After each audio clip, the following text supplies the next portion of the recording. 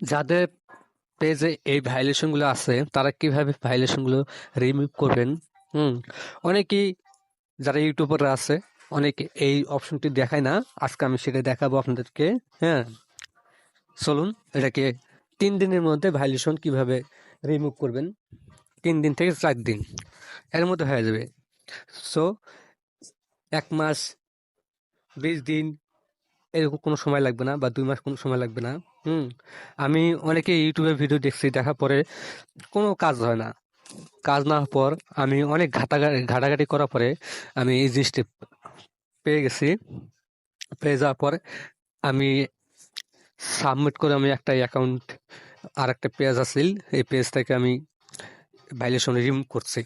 So এটা আমার পুরান পেজ, এটা ভাইলেশন আছে।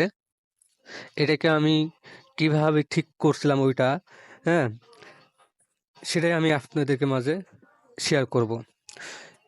এটাকে কিভাবে আপনারা রিমুভ করবেন মাত্র 3 থেকে 4 দিনের মধ্যেই। চলুন লেটস গো। এটাকে রিমুভ করার জন্য আমরা চেক করব প্রথমে আমাদের পেজের যে কোন কোন আমাদের ভাইলেশনগুলো দিয়ে দিছে সেটা এখন চেক করব। চেক করার জন্য আমাদের এই যে মনিটাইজেশন অপশনটি ক্লিক করব। করার পরে এখানে দেখেন আমার দুটি ভাইলেশন আছে, একটা হচ্ছে কন্টেন্ট আনঅরিজিনাল কন্টেন্ট, আর একটা হচ্ছে কমিউনিটি স্ট্যান্ডার্ডস, আর একটা আছে হলো, এই দুটাই আছে, আর আর নাই। সো তার জন্য আমরা এখান থেকে একটা স্ক্রিনশট নেব। আগে স্ক্রিনশট নেওয়ার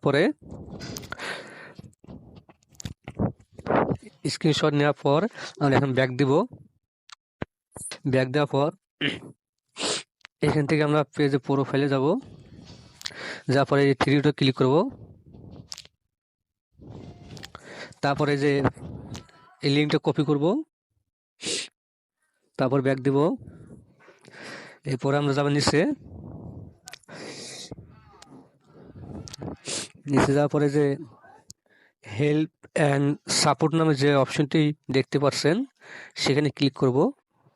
তারপরে যে ক্রিয়েটর সাপোর্ট নামে যে অপশনটি দেখতে পাচ্ছেন এখানে ক্লিক করব। এখানে ক্লিক করার পর এই যে দেখতে পাচ্ছেন মনিটাইজেশন, এখানে ক্লিক করব। এরপরে এখান থেকে এই যে মেক মানি উইথ রিলস এখানে ক্লিক করব।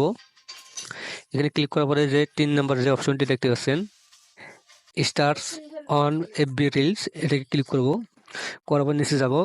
নিচে যাওয়ার পরে যেখানে দেখতে পাচ্ছেন কন্ট্যাক্ট ইউজ, এখানে ক্লিক করব। এখানে ক্লিক করার পর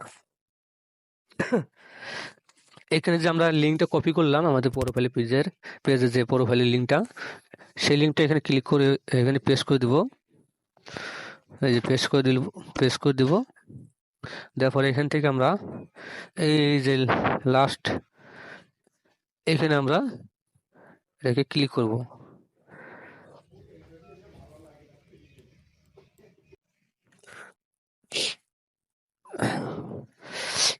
আপনি ব্যাক দিবেন, এরকম যদি অন্য একটা পেজে নিয়ে যায় ব্যাক দিবেন। ব্যাক দিয়ে আসার পরে আমরা যে পেজের স্ক্রিনশটটা নিয়েছিলাম ওই স্ক্রিনশটটা এখান থেকে ক্লোজ ফাইলে ক্লিক করে পেজটা, এই যে স্ক্রিনশটটা আমরা রেখে এখন এখানে সাবমিট করে দেব।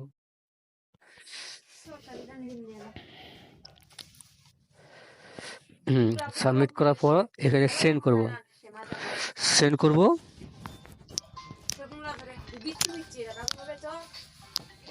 একটু ওয়েট করেন।